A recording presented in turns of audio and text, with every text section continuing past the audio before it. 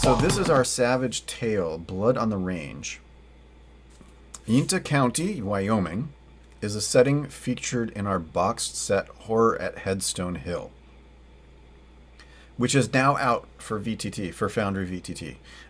So you can actually pick it up, but you have to, if you're going to play it, my understanding is you have to also purchase the Savage World core rules for 15, and you have to purchase the Deadlands core rules for, what was it, $50?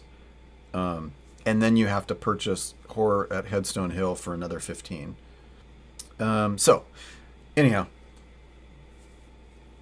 I'm still on that soapbox, I guess. This little tale can take place on its own or serve as an extra Savage Tale for those playing the campaign. Oh, okay. That was actually a question I wasn't sure of. This is actually separate. It's not just like a little portion of that module made into a quick start. It's actually a separate extra thing. Okay, so we've got pre-generated characters. They can be found in the Actors tab. Give it a try, and if you enjoy, consider picking up Savage Worlds Core Edition, which I did. Any of our settings or those created by our Mini Fantastics licensees. Heath Crittenden does his best to maintain a large ranch a few miles southeast of town, but it's not easy. The thing people call Bogwater Bill lurks nearby. Some sort of predator keeps eating on his beevies, and rustlers like the Ghost Steel Gang are always on the prowl for his strays. He's only got a few hands, 2 to be exact, and now one of them's been killed. Oh no! Was it his left hand or right hand? So let's see. One of my hands has been killed.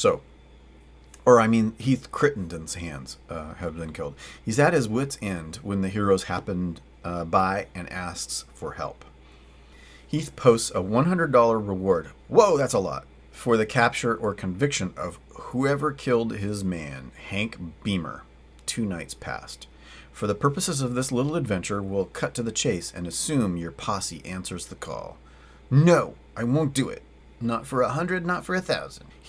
But I'll do it for 1. Heath himself takes the party out to a distant part of his ranch several miles from his house and points to a section of barbed wire fence and says, "That's where we found Hank, all caught up in the wire. It's probably the Utes. We're usually pretty friendly with Black Horse's folks, but my boys have seen a war party a couple times in the last month running along the edge of our property. I don't think it's the Ghost Steel Gang. They're not killers, especially when there weren't even any steers out here to rustle. My men have their hands full right now, though, so I could sure use some help." Okay, so that's the setup, and now we're going to follow some leads. So this is the tricky part, because this is me figuring out how to do this solo on the fly. Here are the leads the party might want to follow. Okay, so since it's a quick start, I'm going to treat this a little bit like it's on rails. And so I think basically the party is going to go through these and we'll figure out what they do. So the crime scene. There's not much to see at the crime scene other than a little dried blood on the wire. A survival roll allows a character to read the tracks. Okay, so let's do a survival roll. Let's decide which characters we're going to use. So we've got our blessed character, our explorer character. We've got a gunslinger. We've got a huckster. We've got territorial ranger and warrior. So we're going to decide which character. Explorer? Territorial ranger. Let's take a look at our territorial ranger and see what their survival is. Survival is a D6. Explorer?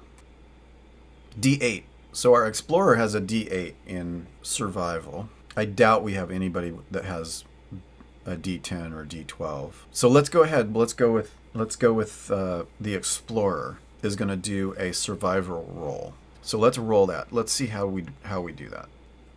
So survival. No, that's not how we do it. Do we do D8? There we go. You click on the D8. And so let's go ahead and roll. It's just a straight survival roll, right? Yes. Okay, so we're going to roll that. So an 8. So that was a success with 1 raise. A success was 4, and then a raise is 4 above 4. So we got success with a raise. So if a character gets a raise on the survival roll, or specifically jumps the fence to check out the grass on the other side, they notice there aren't any pony tracks, a sure sign that the local Utes haven't been there in the last week or so. This is what it actually rolled.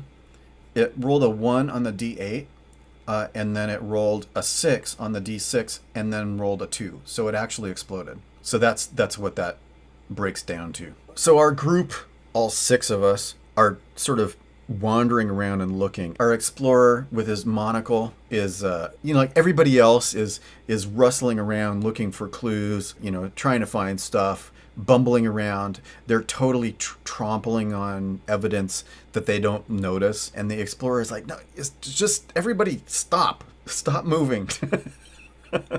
And does their survival skill, their from being in the jungles in the wilds of Africa or whatever as a colonial explorer and is like adjusting their monocle and notices sort of we get the Sherlock kind of montage numbers floating around his head and stuff like that, and we get sort of an image and we see focusing in on the grass on the other side of the fence, noticing, there are no tracks. There are no pony tracks here. And so points that out to the rest of the party. And the rest of the party go, I was totally going to say something about that.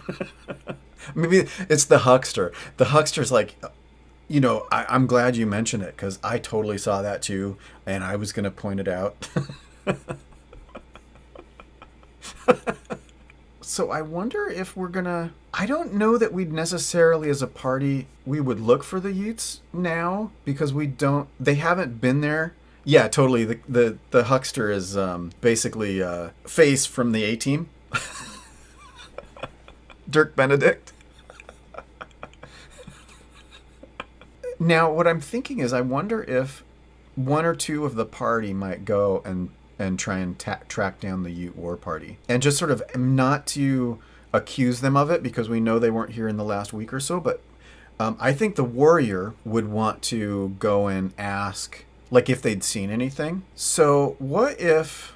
I feel the warrior and the territorial ranger might go off together. I'm thinking that that's what we're going to say. So let's take a side scene where we have our territorial explorer and our warrior go off. What I'm trying to decide is if I need to do a survival roll. I'm just going to say it's not a thing where they're just going to eventually manage to do it. So I think they go and they track down the war party, and what they're looking for is information, like if they have anything particular to say about this, like what happened. Not to accuse them, but to just sort of say, hey, there's this thing happening. What's going on? So the Utes are very wary of those outside their tribe, so the party needs to approach them carefully. The war party is led by Chipeta, nephew of the tribe's leader, Black Horse. He and 7 other warriors are actually out looking for a creature they call Shunka Warak, and if the Utes describe it, anyone who makes an occult roll knows that Westerners call it the Ringdokus. The Ringdokus? That particular critter doesn't enter into this adventure, but it's why the Utes are in the area. They had nothing to do with Hank Beamer's death. Yeah, so this would be like a role play situation. So I think what we'll do is I don't think any of these 2. So they're going to have a conversation. They're going to find this. They're coming peacefully, and they're just going to sort of say, we wanted to talk with you because there's this thing. They describe what's happening over on that farm, and to sort of. I think also the warrior is saying, like, hey, they think it's you. We know it's not, so we're going to tell them. But I just wanted to let you know that, of course, they are suspicious. And so we're going to do what we can to assure them that it's not you that's involved in this thing. But have you seen anything weird or strange? And that's when, like, around the fire at camp, they're going to describe this thing that they're actually looking for, this creature. So let's take a look at our 2 characters and see if they've got any occult at all.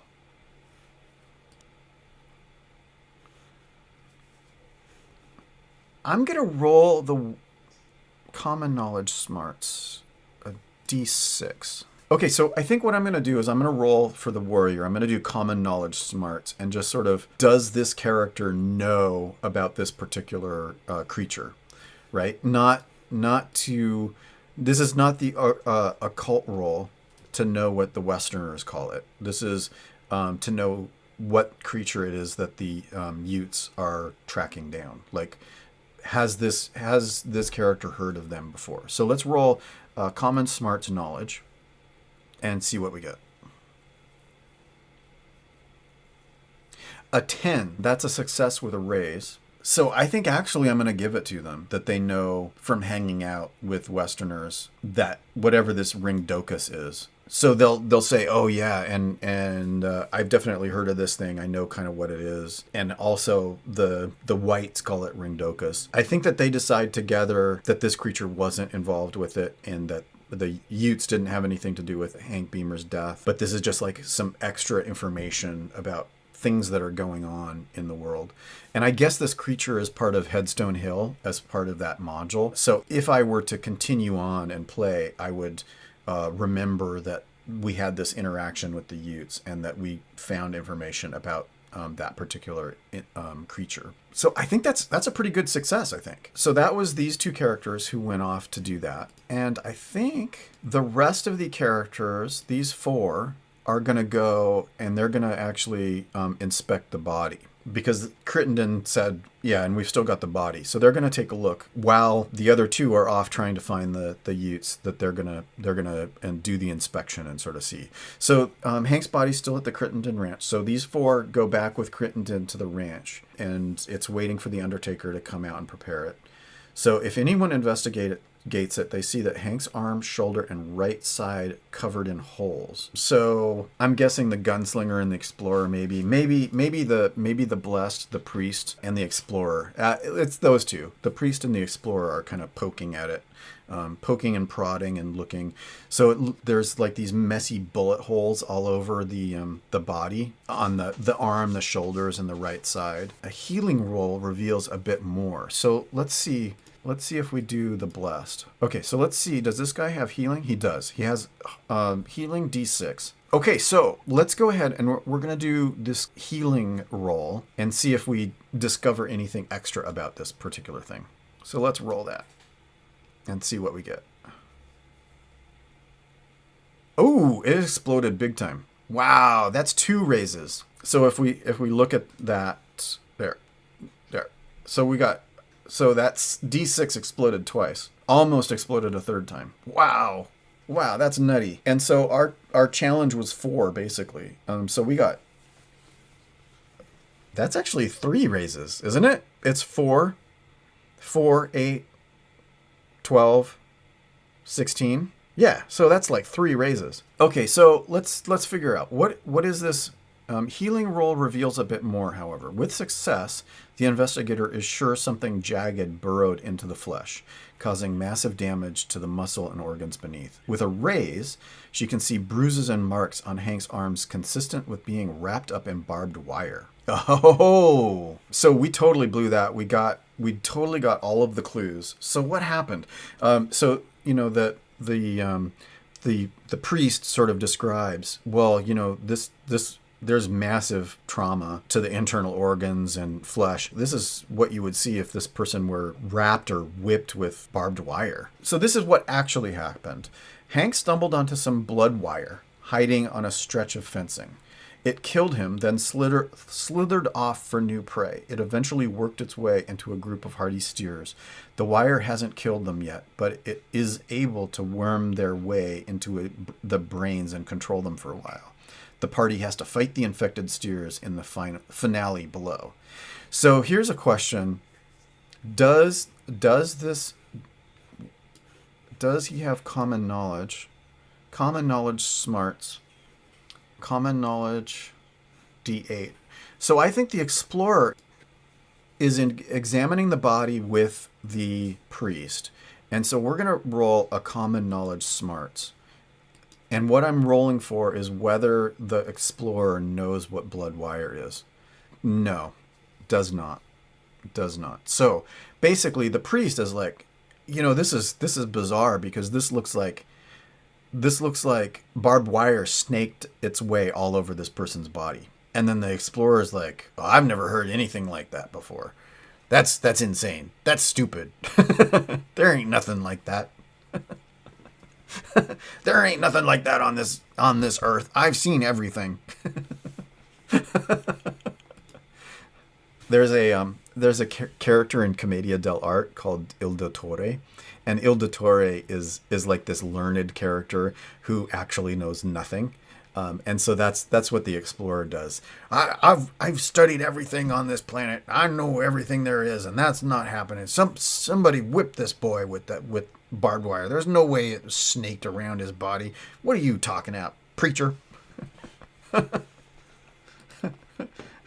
I'd have seen them. There ain't no such thing as barbed wire snakes. You religious people inventing stuff. Yeah. Anyhow, so everybody's like, wow, this is weird. I mean, the huckster and other people, they're like, I think the other four are somewhere in between. They're like, okay, so, they all know weird stuff happens. So they're like, okay, so we got to watch out. We got to be wary of barbed wire, basically. I think that's the conclusion. It's totally Monty Python. It's like, barbed wire? In ranch country? How can this be?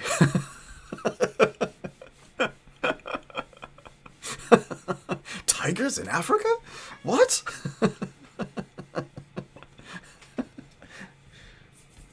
What is this barbed wire of which you speak? Okay, so let's go to the next thing and just sort of see what happens. How do we get narratively?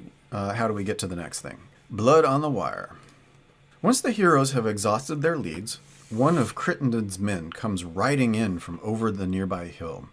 He's covered in blood and small wounds and yelling for help. Help! It's got into the beavers. They're killing everybody. And the cowboy won't go back with the party willingly, but points frantically over the hill behind him while patching up his many wounds. And I think this is totally Snidely Whiplash.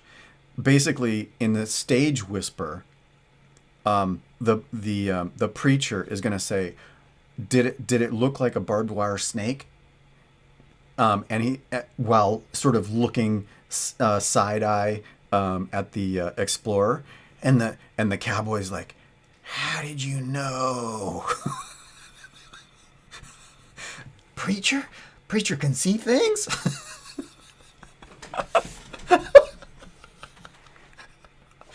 Preacher's got the sight. And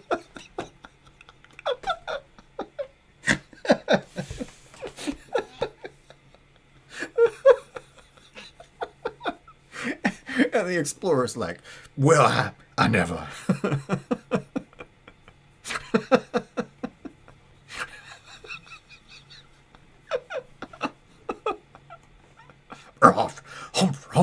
Humph. Okay, so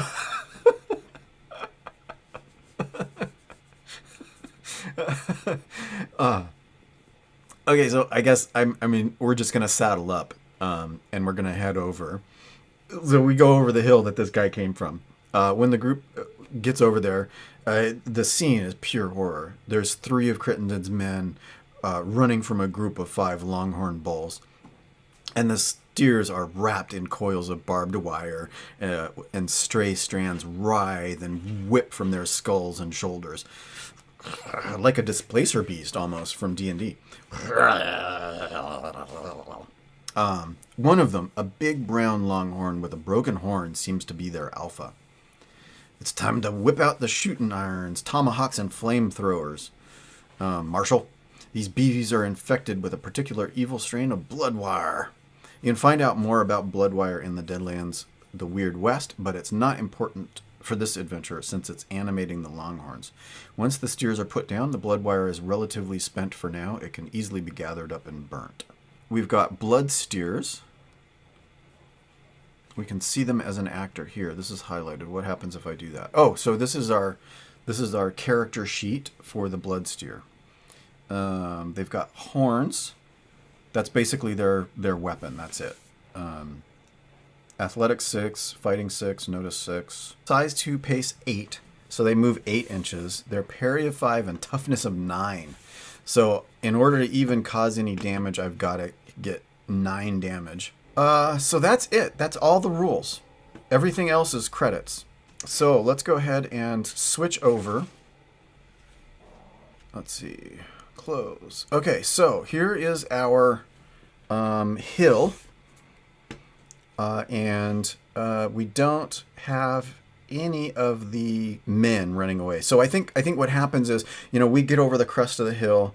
The sun is kind of coming down. It's starting to get dark, and we've got these steer with the whips of barbed wire writhing around them, and the Crittenden's men go past us. We're huckster and gunslinger. Go to safety. We'll take care of this. Get out of the way. So now I think what we have to do, how do we do this? Do we select all of these plus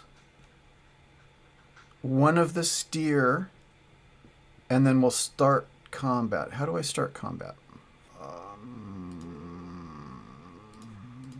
Do I right click? Oh, I right click. Okay. Combat. There we go. So anyhow, so the first to go is the blood steer. So this is what I'm seeing right here, and you can see in the tray, it's got an ace of spades next to everybody. And so the only way that I know the order, I don't know which card they got. You know what? I'm thinking this may actually be related to the way in which I was talking about how Foundry VTT didn't quite do card decks right. That may actually be related to that. So it may not actually be drawing decks of cards for the initiative. It's just rolling initiative and pretending that it's using cards. The only thing it would do is if it got a joker, it would need to do something special for that. Now, so the thing that I'm trying to figure out is they've got a pace of 8. So that means they can move 8 inches. So I think what I do is I select 2 inches. So that steer right there can get to anybody. Can this one from here to 8 inches? Almost, not quite. So the farthest away steer can get to about there. How about this one? What is the distance? That one can't either. But I think all the rest can. Okay, so I think what we're gonna do is we're gonna, how do I pick this up? Select tokens. Okay, so here we go. So we're gonna move this guy up, this guy up, this guy up, and then these two are close, but not close enough to actually enter combat. So then we select a target here. Okay, so I've got my blood steer, and then so we're gonna select a target, and we're gonna roll horns. Fighting. It's a fighting skill. That's what it is.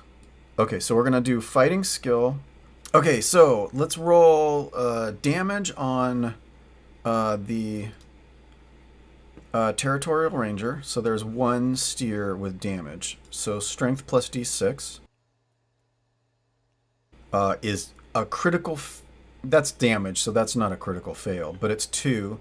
Their toughness is 2.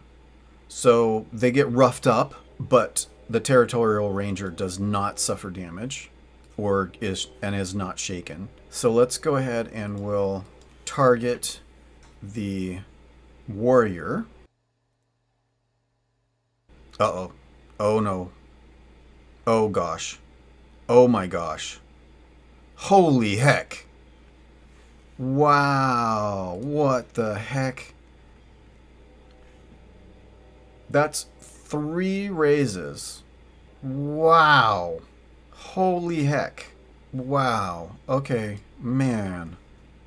So melee damage. After hitting a target, subtract their toughness from the damage. If the damage roll is less than the target's, that's definitely not. If the damage is equal or greater, shaken, might be wounded as well. For each raise, every full 4 points above toughness on the damage roll means the victim suffers a wound.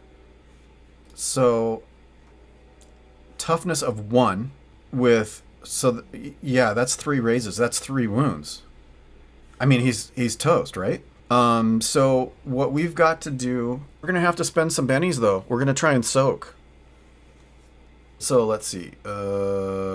Soaking damage. Immediately after determining, a character may spend a benny at any time to remove shaken status. So we'll mark shaken, and then we need to decide soaking damage. Immediately after determining wounds from a single attack, character may spend a benny to make a vigor roll. Each success and raise on the roll reduces the number of wounds suffered from that attack by 1. Don't count the wound modifiers. Okay, so we've got to spend a benny. We're gonna throw a benny on the table, so we've only got 2. And then we're gonna roll a vigor.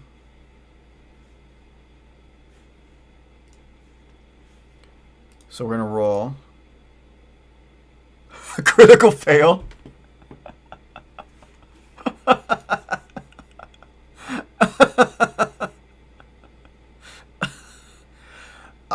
I think what happens. I think this guy. How do I mark all of my wounds? Oh, there we go. So we've got 3 wounds.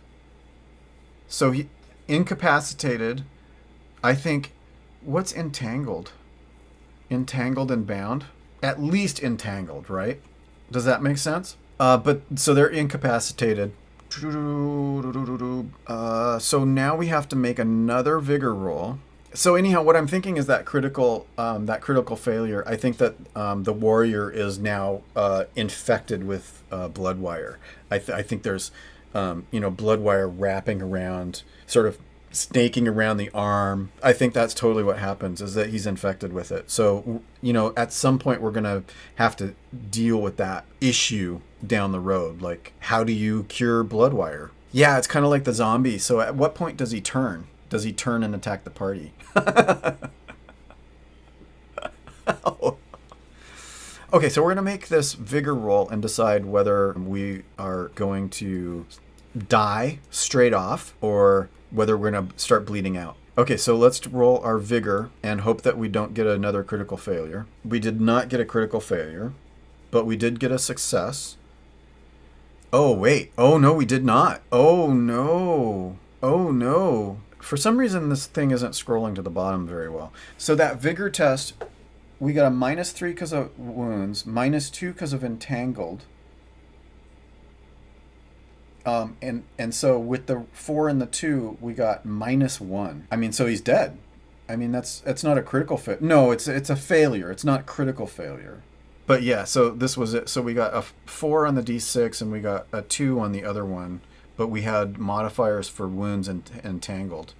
-2 and -3 is a -1. That's not a critical failure, but it's a failure. So this character is bleeding out and must make a vigor roll at the start of each turn.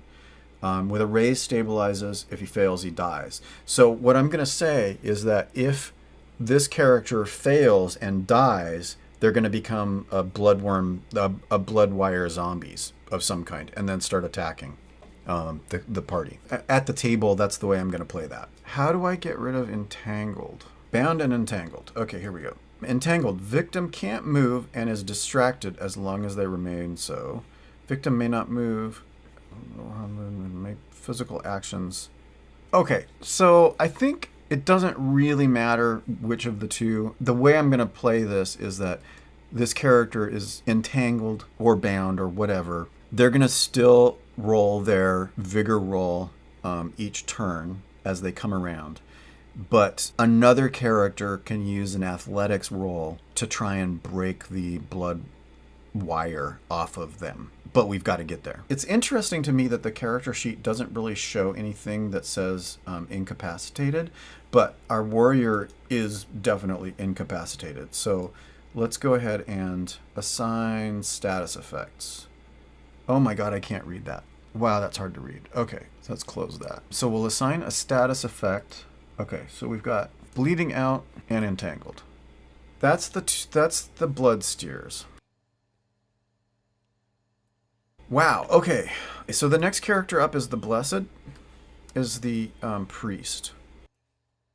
So let's take a look at this character card. They can move 6, and they can do stuff like Hickory Stick, Smite. Oh, what's healing? What? How do I find... Oh, wait, here it is. Relief. What does it do? Prayer tonic. Relief removes 1 fatigue level or 2 with a raise. It can remove a character's shaken status, remove stunned. Okay, that doesn't sound great. How about healing? Healing removes wounds less than an hour old. A success removes 1 wound and a raise removes 2. Power may be cast additional times to remove additional wounds within that hour as long as the healer has enough power points. And then, is there a range on that? It costs 3 power points. Okay. We're going to measure... Oh, so we can totally get there. So the Blessed is going to move up to here and then is going to cast Healing. Except how many power points do I have? Where does it say powers? Oh, I have 15 to spend. Okay, so let's see. PowerPoint. Greater healing can restore any wound, including those more than an hour old. Crippling injuries. So I could cast healing with a neutralized poison or disease. Okay, so we're gonna subtract 3 points for healing, and then we're gonna attempt to roll faith. So I got a success. Removes 1 wound. So we go back to our warrior, and we remove 1 wound. So they've only got 2 wounds. They're not incapacitated anymore, but they are entangled. So we can go back to the combat and we can unmark their defeatedness. And that means they're not bleeding out anymore, right? I think. So we can take bleeding out off. And then I think that's all that our blessed person can do. So our next person is explorer. Rifled musket. So we're going to pick one of these guys. Who does he see? I think he sees this one. So we're going to target this one, and we're going to shoot. And that was a miss.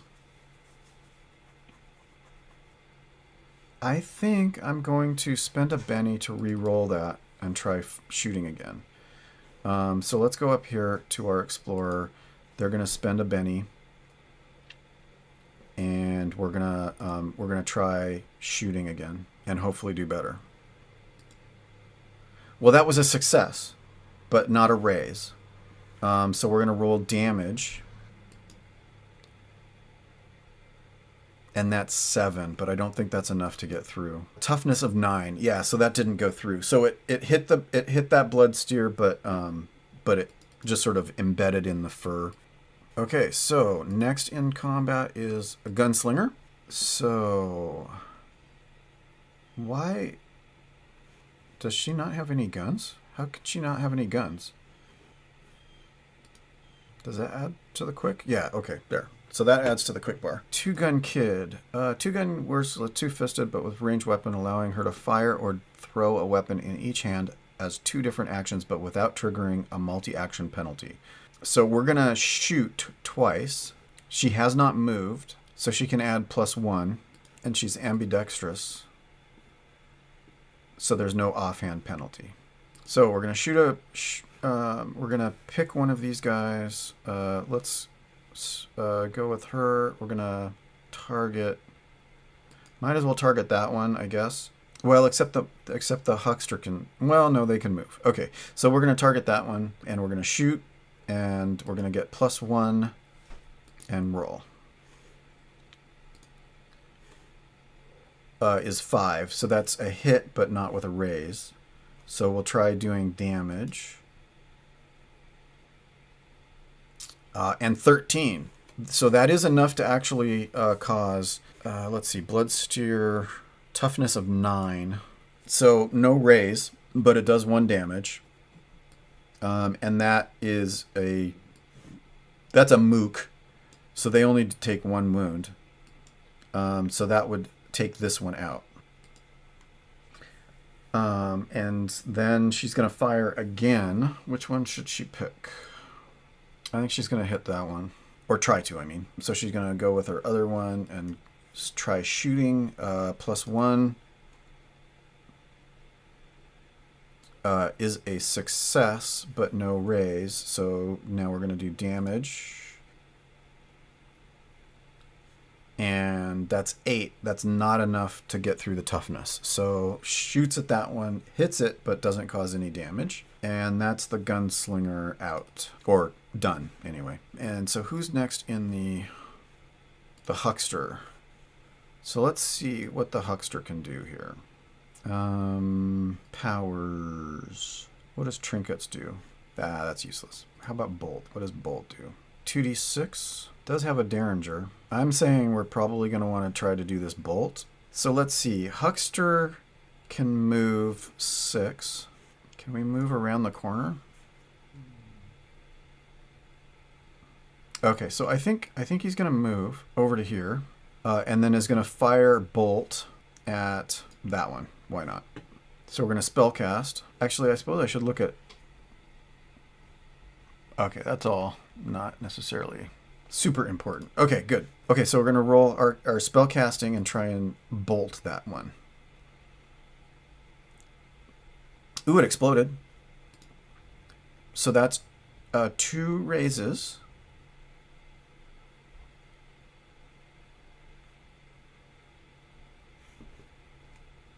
Don't add additional dice. So we get 1d6. We get an additional 1d6 on this damage.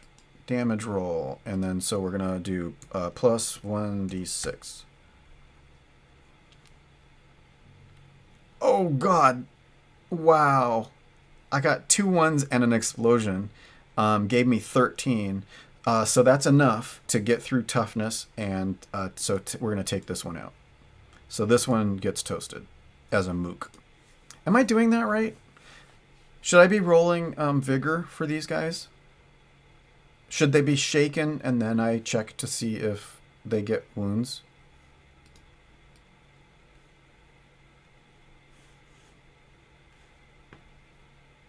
Okay, yeah, so I guess correctly I should consider them shaken unless I got a raise, but he did get raises.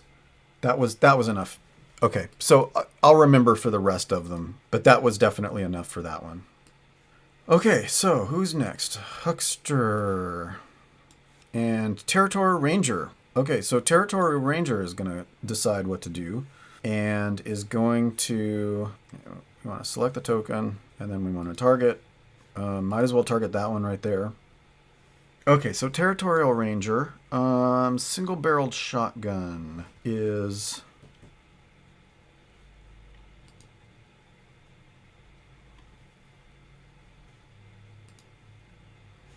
Well, okay, I don't know. It doesn't tell me. Single-barreled shotgun at short range. I'm going to assume that's going to do better than Occult Thunderer. Okay, so we're going to shoot.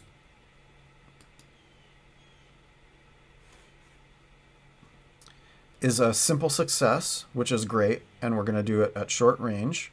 3d6 possible explosions. Okay, so let's hope. Roll. Roll, roll, roll. Oh, and it exploded once. That's good. So 15. So that's 2 raises. That's enough for 2 wounds. So this one is dead. That double-barreled shotgun did a good job. Good job, Bessie. And I think that's the end of the combat round. Yes, that is the end of the combat round. Oh, well, the warrior is up.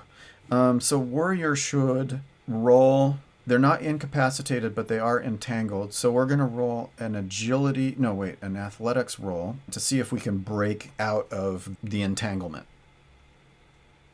And that is a simple success. So we're going to say that they're not entangled anymore? Yeah. Shotguns and cows. This is my cow. This is my gun. One is for shooting and one is for fun. Whoa, wait a minute. Yeah, that one was a pretty good one.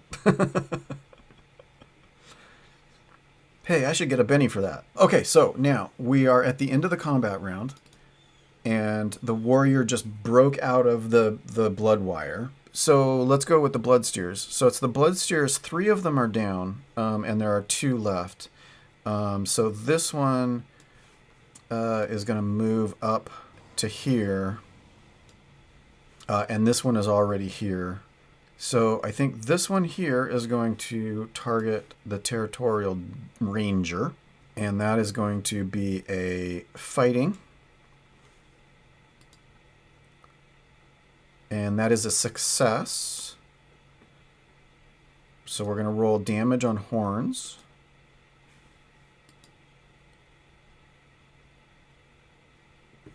And I don't know.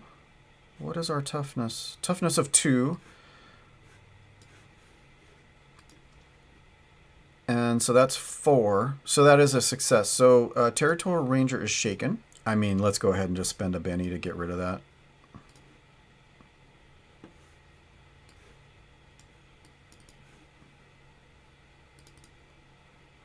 And then this other steer here is going to target, I think they're going to target this warrior who's already looking ragged with 1 wound left. So they're going to do a fighting.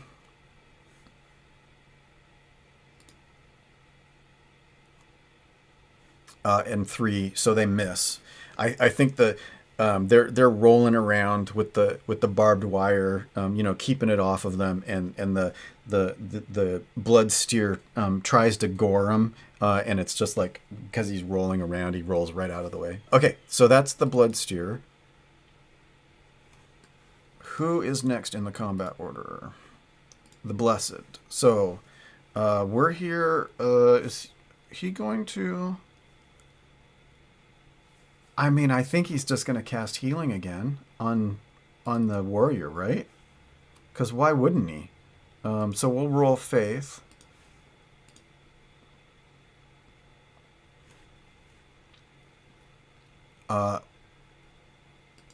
So that's 1 raise, and a raise removes 2. So that's going to remove both of those